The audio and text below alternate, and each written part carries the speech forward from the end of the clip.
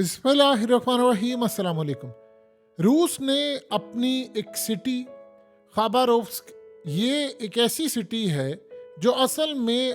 फार east की जानिब वाक़या है। यहाँ पर एमरजेंसी नाफिज कर दी है और बड़ी अजीबोगरीब सूरत हाल हुई है कि एमरजेंसी की वजह ये बताई गई है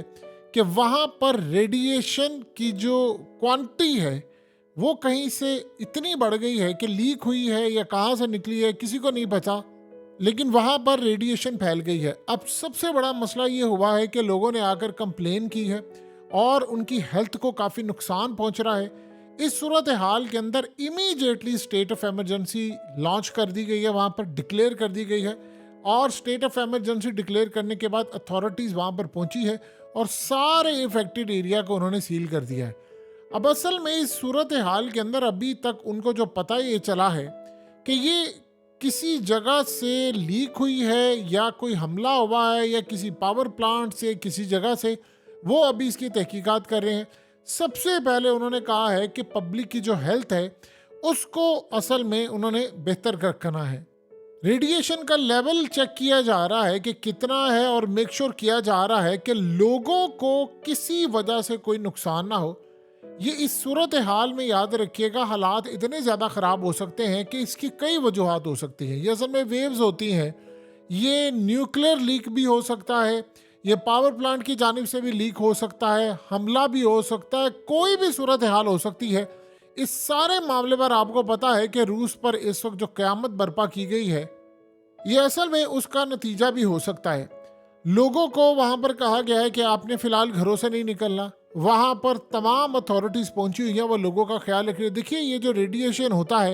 ये असल में आपकी हेल्थ को इतना नुकसान पहुँचाता है, इतना ज़्यादा नुकसान पहुँचाता है कि आपको कैंसर भी हो जाता है, आपको बहुत सारे मामलात ख़राब हो जाते हैं। और अगर ये बड़े पैमाने पर फैल जाए, एक जगह से दूसरी जगह फैल जाए, तो बस आप ये समझिए कि पूरे के पूरे एरियाज़ को, शहर तक कोई अपनी लपेट में ले लेता है। यानी ये इतना ख़तरनाक है कि शहर के शहर लपेट में ले लेता है। और ये रेडिएशन अगर बढ़ती जाती है कि लोगों का ज़िंदा रहना महाल हो जाता है। अभी सूरत हाल के अंदर जो लोकल वॉच डॉग है, उन्होंने वहाँ पर जाकर पूरी तरह सिचुएशन को देखना शुरू कर दिया और इमीडिएटली उन्होंने कहा कि हमें यहाँ पर इमरजेंसी डिक्लेयर करना पड़ेगी। लोगों को वहाँ से निकाला जा रहा है, पूरे शहर में इमरजेंसी नाफिज हो चुकी है। देखिए, अगर तो ये सूरत हाल इस तरह क्लियर होकर आई कि इसके पीछे कोई बैरूनी ताकत का हाथ या कुछ निकला, तो ये रूस के लिए अब तक की सबसे बड़ी तबाहकुन सूरत हाल होगी। यानी ये इतनी तबाहकुन सूरत हाल होगी कि जिसका हम लोग अंदाज़ा भी नहीं लगा सकते कि ये रेडिएशन का सोर्स असल में क्या है, कहाँ से ये निकला है, क्या मामला हुआ है, किस लेवल पर है। ऑलरेडी लोग रूस में ये कह रहे हैं पुतिन को कि आपको जल्द अज जल्द इंतकाम लेना है, बदला लेना है। और वो कह रहे हैं कि हमारी तहकीकात मुकम्मल है, हमने बदला लेना है। लेकिन इस सूरत हाल में उनके सर पर एक तीसरी जंग अजीम मुसल्लत करने की तैयारी हो रही है। यानी आप इमेजिन कर लें कि यूक्रेन के मामले पर इस वक्त यूरोप के बेशतर लीडरों ने कहा है कि हमारे हाथ से निकलने वाला है और हमें डर ये है कि हमारी हुकूमतें यूक्रेन के मामले पर असल में लड़ाई करने जा रही है और ये शायद हो सकता है कि हम इस खत्ते की सबसे खतरनाक जंग की तरफ धकेल दिए जाए। और अगर ये जंग हो जाती है तो फिर यूरोप पूरे का पूरा बर्बाद हो जाएगा और शायद हमें फिर ठीक होते होते, यानी इतनी तबाही हो जाएगी कि हमें ठीक होते होते कम से कम 50-60 साल लग जाएं। या इस दफ़ा जो लड़ाई है, देखिए ये जो अभी हरकत की है एंटनी ब्लिंकन ने, ये जो उसने बात की है कि भाई हम यूक्रेन को नेटो में शामिल कर रहे हैं, ये तो आपने अगले बंदे को उकसा दिया है कि भाई ठीक है, जो तुमने कल न्यूक्लियर हमला करना है वाच करो। अब असल में रूस के अंदर इस बात की तहकीकात की जा रही है कि रेडिएशन कहाँ से निकली है और क्या इस पर कोई हमला हुआ है, क्या कोई ऐसी सूरत हाल पेश आई है। अगर तो वाकई किसी हमले के नतीजे में काम हुआ है तो इसका मतलब है कि इंटरनेशनल ताकतें अब रूस के ऊपर हर तरह का हमला करने को तैयार है और वो उसको बिल्कुल उसी तरह उकसा रहे हैं जिस तरह उन्होंने ईरान को उकसाया हुआ है। और वो चाह रहे हैं, जैसे इसराइल ने तो क्लियरली कहा, उसने कहा हम तो चाह रहे हैं कि ईरान की हमारे साथ एक दफ़ा जंग हो जाए और अगर ये जंग एक दफ़ा हो जाती है तो ये हमारे लिए बड़े फ़ायदे की बात होगी। अब आप अंदाज़ा कर सकते हैं कि वो तो जंग के लिए ऑलरेडी तैयार बैठे हुए हैं, तो बाकी सूरत हाल बिल किस लेवल पर जाएगी इसका आपको अच्छी तरह अंदाज़ा हो सकता है। आप सोचिए ज़रा कि यूक्रेनियन इस वक्त उनकी जान पर बनी हुई है कि ज़ेलेंस्की इस वक्त यूरोप को कह रहा है कि जितने रशियंस हैं इनको यूरोपीय यूनियन की फ़्लाइट से बैन किया जाए, ना इनको एयरलाइंस में दाखिल होने दिया जाए, इनको पूरी दुनिया की एयरलाइन पर तमाम कंट्रीज में बैन कर दिया जाए, ताकि इस सूरत हाल में असल में उनको ख़तरा भी ये पैदा हुआ है कि ज़ेलेंस्की से लेकर तमाम लोगों की जान को ख़तरा है। ये गालिबन अभी एक बात ज़हन में रखिएगा, पुतिन ने जो हालिया ये बात कही है कि भाई मैं इस सारे मामले पर न्यूक्लियर हमला कर दूंगा, मैं किसी से पीछे नहीं हटूंगा, तो इस मामले की भी तहकीकात अब हो रही है कि क्या ये कोई हमला था जो रूस के ऊपर इस वक्त किया गया है, और ये हमला इतना ख़तरनाक हो सकता है कि वाकई रेडिएशन इस लेवल पर निकल जाए कि वो पूरे शहर या किसी दीगर जगहों पर फैल जाए। देखिए समटाइम ऐसा होता है कि आप कोई ऐसा छोटा मोटा हमला करते हैं जिस पर आप एक पैगाम देते हैं कि हम ये भी कर सकते हैं वो भी कर सकते हैं। जैसे मिसाल के तौर पर अभी हालिया जो मॉस्को में हमला हुआ था, उसके बाद मजीद 10-12 हमले तैयार थे। वो तो ये दाइश के लोग अगर ना पकड़ते तो अब तक आप देखते रूस के अंदर बहुत बड़े हमले हो जाते। आप इवन कि इमेजिन कर लें कि ईरान ने कहा है कि वो हमला करने के लिए जा रहे इसराइल पर, तो आज दाइश का एक बहुत बड़ा हमलावर पकड़ा गया ईरान से, और प्लान ये था कि उसने ईद के ऊपर हमला करना था। आपको पता है कि ईद की नमाज पढ़ने के लिए कि मुसलमान जाते हैं, दुनिया भर के अंदर गैदरिंग होती है, तो उन्होंने ईरान में हमला जो करना था वो ईद की नमाज पर करना था, और उसके बाद रूस में भी हमला करना था, ईद की नमाज पर भी करना था और दीगर जगहों पर भी हमला करना था। यानी क्लियरली इंडिकेट किया जा रहा है कि आप अगले बंदे को और अगले मुल्क को उकसा रहे हैं कि भाई आओ और आकर हमसे लड़ाई करो, हमला करो। अब ये अगर न्यूक्लियर का मामला कोई निकलता है या पावर प्लांट का कोई भी चीज़ निकलती है, क्योंकि ये कोई आम चीज़ नहीं है, ये पहले भी ऐसे मामला हो चुके हैं, और अगर रेडिएशन निकल कर सामने आती है और रूसियों को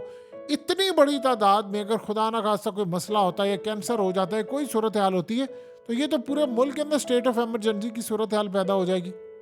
आप अगर गौर करें तो एक चीज़ आपको बड़ी साफ नज़र आएगी कि पूरी एक प्लानिंग कहीं ना कहीं की जा रही है, बल्कि स्पेशली अगर हम ये बात कहें कि तो डिज़ाइन की गई है एक बड़ी प्लानिंग कि हमला कर दे रूस इस वक्त नेटो के साथ लड़ाई करके, और इसी तरह ईरान हमला कर दे इसराइल के साथ। यानी आप ये सोचें कि क्लियरली इस वक्त हालात इस जानिब लेकर जा रहे हैं कि आप अगले बंदे को उकसा रहे हैं कि ठीक है मैं तुम्हारे मुल्क में हमला करता हूँ। देखिए जैसे राजनाथ सिंह ने पाकिस्तान को क्या कहा, आपको पता है ना कि एक रिपोर्ट सामने आई और इस रिपोर्ट में बताया गया कि इंडिया से पाकिस्तान में 20 के करीब लोग मारे। या तो ऐसी सूरत हाल होती कि डिफेंस मिनिस्टर इंडिया का ये बात कहता कि भाई नहीं ऐसा नहीं हुआ, हम डिनाई करते। उसने कहा 20 वो लोग दहशतगर्द थे, हमने घुसकर मारा, और जो भी कोई करेगा हम घुसकर मारेंगे, किसी में जुर्रत नहीं होनी चाहिए कि हमें रोक ले। उसने कहा अब इंडिया की पॉलिसी बदल गई है, हमने पाकिस्तान में घुसकर मारा है, हम मजीद भी घुसकर मारेंगे, जिसको जो करना है वो कर ले। यानी इससे ज्यादा पाकिस्तान की बेबसी क्या हो सकती है कि इंडिया हमें उनका डिफेंस मिनिस्टर, आप अंदाजा करें कि उनका डिफेंस मिनिस्टर पाकिस्तान को कह रहा है कि हमने पाकिस्तान में 20 लोग मारे थे और हम मजीद मारेंगे, आप अगर रोक सकते हैं तो रोक ले। दुनिया का कोई और होता, यानी इंडिया की मिनिस्ट्री ऑफ फॉरेन अफेयर ने कहा हमने ये काम नहीं किया। इसी तरह आप दुनिया के अंदर देखें जो ममालिक ताकतवर हो चुके हैं वो परवाह ही नहीं करते दुनिया की दूसरों के साथ क्या हो रहा है क्या नहीं। अब रूस के साथ ये मामला जो हो रहा है ये इतना ज्यादा भयानक है कि रूस की सारी सियासत एक जगह लग सकती है अगर ये इसी तरह के हमले निकले और बाद में मजीद हमले आगे होते रहे। देखिए एक बड़ी अजीबो गरीब सूरत हाल भी पैदा हुई है। आप लोग जानते हैं कि आर्मीनिया और आज़रबाईजान की जो जंग है उसमें आज़रबाईजान को इसराइल सपोर्ट करता है, तुर्की करता है और पाकिस्तान करता है, और आर्मीनिया को जो सपोर्ट करता है वो रूस करता है और ईरान करता है। अब रूस और ईरान साथ हैं। अब आप सोचें कि इस वक्त हो क्या रहा है कि आर्मीनिया को ओपनली इस वक्त ईरान असला भेज रहा है और वो कह रहा है कि ठीक है अब इसराइल के खिलाफ लड़ना है, चूंकि आज़रबाईजान इसराइल के साथ है। यानी एक ऐसी हम तबाही की सूरत हाल देख रहे हैं कि मुस्तकबिल के अंदर ईरान उस साइड पर खड़ा होगा जहां पर तुर्की नहीं है, तुर्की के खिलाफ, और फिर पाकिस्तान जाहिर सी बात है आज़रबाईजान को सपोर्ट करता है तो हम उसके साथ, हम तो जाहिर सी बात है तुर्की की वजह से सपोर्ट करते हैं, लेकिन इसराइल भी आज़रबाईजान को सपोर्ट करता है। और याद रहे कि इसराइल की एम्बेसी आज़रबाईजान के अंदर मौजूद है और आज़रबाईजान में जो एम्बेसी वहाँ पर मौजूद है गालिबन उनको भी इस वक्त हाई अलर्ट किया गया है कि ईरान की जानिब से कोई हमला हो सकता है। यानी अब ईरान और रूस मिलकर एक बड़ी लड़ाई लड़ने वाले आर्मीनिया आज़रबाईजान की लड़ाई में। तो वहाँ पर आप ऑपोजिट साइड पर देखेंगे तो इसराइल है, पाकिस्तान है और तुर्की है, क्योंकि तुर्की के लिए तो ये चीज़ सूट करती थी कि उनको गैस का मसला है। अब आप देखेंगे कि तुर्की वहां पर ड्रोन्स भी भेजेगा, वहां पर सारी सूरत हाल भेजेगा, तो तब रूस को गुस्सा ये चढ़ेगा कि जब तुम्हारे गजा का मसला आया था तो तब तुम ड्रोन्स नहीं भेजते, तुम हथियार भी नहीं भेजते, लेकिन जब बारी आती है अजरबैजान को बचाने की या कोई ऐसी सूरत हाल बचाने की, तो तब तुम आगे बढ़कर इसराइल का फायदा करते हो। अब जानते हैं इस वक्त तुर्की के अंदर आज एहतजाज हुआ है बड़े पैमाने पर, और उस एहतजाज में कहा गया है, अर्दोगान से डिमांड की गई है कि आप लोग इसराइल के साथ तमाम तर ताल्लुकात, ये जो आपकी एक्सपोर्ट जाती है वो बंद करें, जो आप अमेरिका को असला देते हैं और आगे वो जाकर गजा पर हमला करते हैं इसको भी आप बंद करें। अब असल में रूस को इस बात का गुस्सा है कि मुसलमानों के अंदर बड़े बड़े ममालिक अमेरिका या इसराइल के साथ खड़े हुए हैं, हत्ता कि रूस इस वक्त खुद इसराइल के हमलों का शिकार है, और यहाँ तक हालत हो चुकी है कि रूस के यानी मामलात में इसराइल ने इस हमले से पहले कहा था कि एक दफ़ा ये ज़रा हमारा मामला सेटल हो जाए। देखिए अब रूस कैसी प्राइस पे करता है, क्योंकि वो हमास को सपोर्ट कर रहे हैं तो हम उनको नहीं छोड़ेंगे। सो अब असल में आप अगले बंदे को उकसा रहे हैं और आप अगले मुल्क को भी उकसा रहे हैं कि आप हम पर हमला कर लें। असल में वो बार बार चाह ही रहे हैं कि आप जंग कर लें, जंग कर लें। जैसे जब राजनाथ सिंह ने पाकिस्तान को कहा, खुल्लम खुल्ला उसने बात की। देखिए उन्होंने जो उनका ब्राह्मोस मिसाइल आकर लगा था पाकिस्तान में मियाँ चन्नू में, तो उन्होंने देख लिया था ये मामला कि पाकिस्तान ने तो कोई रिएक्शन नहीं दिया, कोई सूरत हाल नहीं थी। सो लिहाजा अब हम पाकिस्तान को और मजीद काम कर लेंगे तो क्या होगा। अब देखिए ना, राजनाथ सिंह ये भी बात कह सकता था कि ठीक है पाकिस्तान में हमला हुआ, हमारा उससे कोई ताल्लुक नहीं है। वो कहता जी जहां पर होगा घुसकर मारेंगे, हमने मारे, हम पहले भी मारेंगे। तो अमेरिका यानी आप ये क्या करें, आप अगले मुल्क को कह रहे हैं कि ठीक है भाई तुझमें हिम्मत है तो आकर मुझसे लड़ाई कर ले। इसी तरह दाइश का हमला हुआ तो इस वक्त रूस ने कहा, पुतिन ने आकर अपनी कौम को कहा कि मैं इसका बदला लेने जा रहा हूं, आप इंतजार कीजिए, हम इनके साथ जो करेंगे वो सारी दुनिया देखेगी। उस दौरान ईरान की एम्बेसी भी उड़ा दी गई, ईरान को भी कहा गया। यानी वो दोनों ममालिक स्टे पर लगे हुए हैं और दोनों ममालिक इस वक्त मिलकर आर्मीनिया को सपोर्ट करें अजरबैजान के मुकाबले में। देखिए हुआ ये है कि अभी रूस ने हालिया हमला किया था और जीपीएस सिस्टम सारे का सारा यूरोपियन फ्लाइट्स का जाम कर दिया था, और उसमें एक और भी बड़ा मसला आया था पेश कि जब उन्होंने जीपीएस सिस्टम यहाँ पर इनका बंद कर दिया था तो बरतानिया का डिफेंस सेक्रेटरी मरते मरते बचा था। उनको असल में इस बात की अच्छी खासी तकलीफ है कि रूस हमारे साथ इस पैमाने पर कर रहा है, हम उसका कुछ भी बिगाड़ नहीं पा रहे।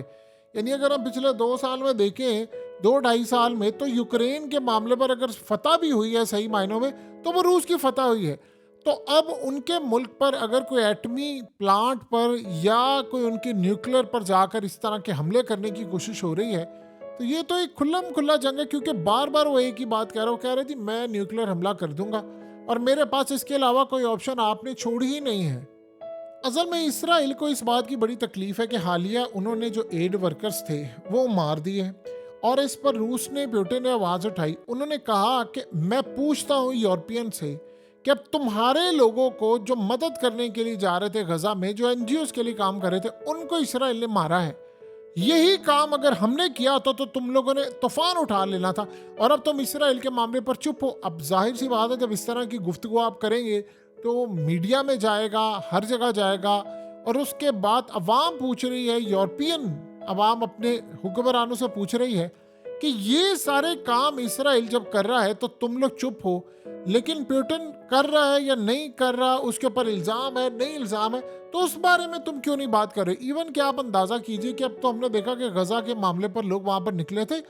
उन्होंने एहतजाज में यहाँ तक इतना बड़ा एहतजाज किया था कि यूक्रेन वाली जंग जो है इससे यूरोप बैकआउट कर जाए, क्योंकि हमें वहाँ पर महंगी गैस मिल रही है, गाड़ियाँ महंगी मिल रही है, जॉब्स जा रही है, हम फैक्ट्रीज नहीं चला पा रहे। कई तो ऑनर्स ऐसे थे कि जिन्होंने फैक्ट्रीज अपनी बंद कर दी थी, वो कह रहे थे हम ये काम नहीं कर पा रहे। तो ये जो सूरत हाल इस वक्त पैदा हो रही है पूरी दुनिया के अंदर, ये असल में इंडिकेट कर रही है कि ये लड़ाई के लिए तैयार बैठे हुए हैं, और बार बार रूस के ऊपर हमला करना। देखिए एक हमला नहीं है, कई हमला। अभी तक 11 मजीद लोग पकड़े हैं रूस ने जो हमलावरों के साथ थे, उनसे इंफॉर्मेशन निकाली है, उन्होंने तस्वीरें निकाली हैं, डाटा निकाला है, लोकेशन उनकी ट्रेस की है। वो हमला बता रहा है कि रूस के अंदर अभी भी इतना बड़ा सेल मौजूद है दाइश का, जो अमेरिका, इजराइल और इन ताकतों के एक इशारे के ऊपर हमला कर सकता है। तो आप अंदाज़ा कर सकते हैं कि रूस की इस वक्त पोजीशन कितनी ज़्यादा वीक हो सकती है कि जब ये सारे का सारा मामला इस वक्त क्लियरली इंडिकेट कर रहा है कि इनके एटमी प्रोग्राम पर भी हमला करने की कोशिश कर रहे हैं, और रेडिएशन का निकलना, लीक होना, ये अपने आप में एक बड़ी एक तकलीफ दह चीज़ है जो रूस इस वक्त फेस कर रहा है।